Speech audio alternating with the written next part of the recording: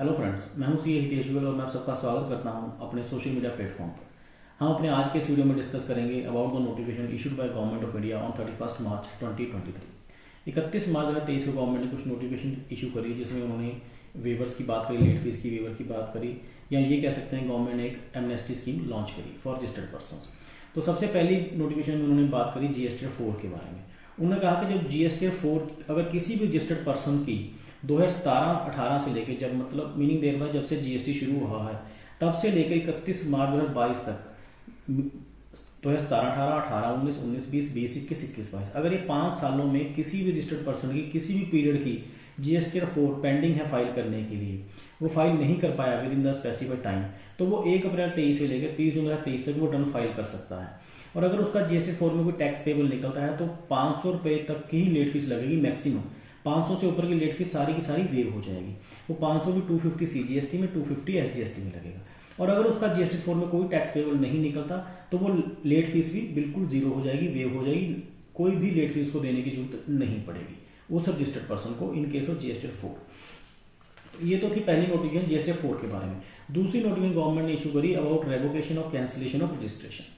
Government ने कहा कि अगर इस नोटिफिकेशन से पहले क्या था कि अगर किसी पर्सन की रजिस्ट्रेशन कैंसिल हो जाती थी तो उसके बाद 30 डेज का टाइम होता था रिवोक करवाने के लिए। तो इसमें गवर्नमेंट ने कहा कि अगर वो पर्सन रिवोक नहीं करवा पाया कैंसिलेशन तो वाइड दिस नोटिफिकेशन उसको कुछ वेवर दी गई। पर इसमें ये ध्यान रखने वाली बात है कि वो कैंसिलेशन ऑफ रजिस्ट्रेशन सिर्फ और सिर्फ रिटर्न ना फाइल करने की वजह से हुई हो। अगर किसी और वजह से उसकी रजिस्ट्रेशन कैंसिल हुई है तो ये वाली वेवर उसको नहीं मिलेगी। तो जिस पर्सन की रजिस्ट्रेशन इस नोटिफिकेशन से पहले रिटर्न्स ना फाइल करने की वजह से कैंसिल हो गई हो और वो रिवोक ना करवा पाया हो विद इन 30 डेज, तो उसके ऊपर ये नोटिफिकेशन एप्लीकेबल है। और उसको क्या वेवर दी गवर्नमेंट ने, उसमें उन्होंने कहा कि वो रेवोकेशन करवा सकता है अप टू 30 जून 2023, 30 जून 2023 तक वो अपनी रिवोक करवा सकता है कैंसिलेशन। और वो रेवोकेशन तभी रेवोकेशन करवा तो सकता है, बट उसके लिए रेवोकेशन करवाने से पहले उसको अपनी सारी रिटर्न्स फाइल करनी पड़ेंगी और जो एप्लीकेबल टैक्स, इंटरेस्ट एक्सेट्रा है वो उसे पे करना पड़ेगा along with penalty and let fees, तभी वो रिवोक करवा सकता है, अदरवाइज वो रिवोक नहीं करवा पाएगा। तो इस रेवोकेशन में अगर उसने अपील फाइल कर रखी है और अपील फाइल की हुई थी वो रिजेक्ट हो गई थी, वो टाइप के पर्सन भी इसमें इंक्लूड है। ऐसा नहीं है कि जिसने अपील फाइल करी अपील रिजेक्ट होगी उनको इस नोटिफिकेशन का बेनिफिट नहीं मिलेगा उनको भी डेफिनेटली इस नोटिफिकेशन का। तो वो जिन रजिस्टर्ड पर्सन की रजिस्ट्रेशन कैंसिल होगी due to non filing of returns, वो इस नोटिफिकेशन का बेनिफिट ले सकते हैं। और 30 जून 2023 तक उनके पास इस नोटिफिकेशन के हिसाब से समय है अपनी रजिस्ट्रेशन को रिवोक करवाने का। अगली नोटिफिकेशन में उन्होंने कहा कि अगर कोई पर्सन रजिस्ट्रेशन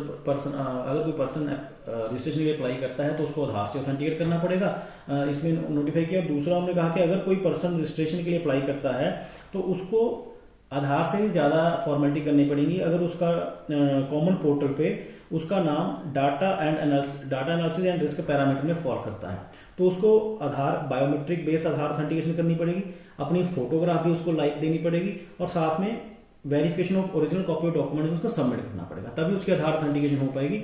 अगर उसका नाम data analysis and risk parameter में फॉल करता है, अदरवाइज नॉर्मल आधार ऑथेंटिकेशन जो हम करते हैं वैसा ही रहेगा।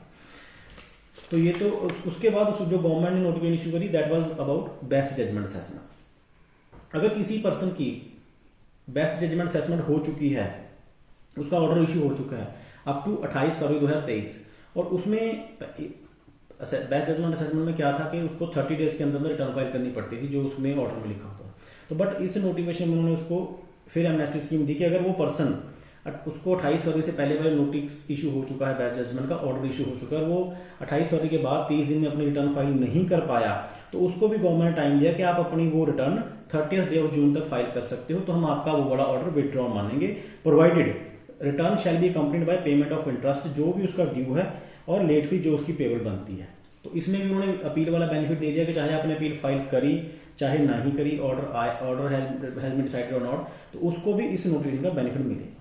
तो अगर किसी ने बेस्ट जजमेंट असेसमेंट का ऑर्डर पास हो गया 28 फरवरी 23 तक तो वो उसका बेनिफिट ले सकता है अगर उसने अभी तक रिटर्न फाइल नहीं करी। उसके बाद गवर्नमेंट ने जो हम एनुअल रिटर्न फाइल करते हैं अंडर सेक्शन 44 उसकी लेट फीस में वेवर दी, उसमें भी उन्होंने रिलैक्सेशन दी। उन्होंने कहा कि 2022 से जो फाइनेंशियल ईयर अभी 31 मार्च को खत्म हो गया उसकी एनुअल रिटर्न और उसके आने वाले सालों की बाद बड़ी एनुअल रिटर्न अगर हम फाइल करेंगे लेट फाइल करते हैं अगर रिटर्न और उस पर्सन की टर्नओवर 5 करोड़ से या उससे कम है तो उसके ऊपर लेट फाइलिंग फीस गवर्नमेंट ने कम कर दी। उन्होंने कहा कि 25 रुपीज CGST में 25 रुपीज SGST पर डे के हिसाब से लगेगा। मैक्सिमम आपको 0.02% under CGST, 0.02% under SGST of turnover, इतनी लेट फीस लगेगी।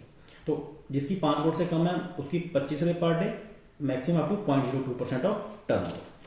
और जिसकी 5 करोड़ से ज्यादा है और 20 करोड़ या इससे कम है उसकी 50 रुपीज पर डे और maximum up to 0.02% CGST, 0.02% SGST, 50 per day CGST, 50 per day SGST। तो ये उन्होंने मैक्सिमम लिमिट फिक्स कर दी under CGST SGST up to turnover 20 crore जो एनुअल रिटर्न फाइल करनी है। और अगर किसी की एनुअल रिटर्न पिछले किसी भी साल की रह गई सिंस 2017 जब से GST लगा है, मीनिंग देयर बाय 2017, 18, 19, 20, 20, 21, 22, अगर ये 5 साल की किसी की भी एनुअल रिटर्न रहती है तो वो 30 जून 2023 तक 30 जून 2023 तक वो रिटर्न फाइल कर सकता है अपनी। उसकी मैक्सिमम लेट फीस लगेगी 10,000 रुपये तक। तो ये बहुत अच्छी एमनेस्टी स्कीम है। अगर किसी की ये रिटर्न पिछले 5 सालों में किसी भी साल की रहती है तो वो उसका बेनिफिट उठा सकता है by paying ₹10,000 late fee under CGST and 10,000 under SGST। तो दीज 5 ईयर्स। तो ये तो थी जो नोटिफिकेशन गवर्नमेंट ने इशू करी उनके बारे में discussion. It was all about the notification issued on 31 March 2023। Thank you very much for watching this video and my YouTube channel. Further, I request all the members to please like and subscribe my YouTube channel CA Hitesh Gill on GST for future updates. Thank you very much.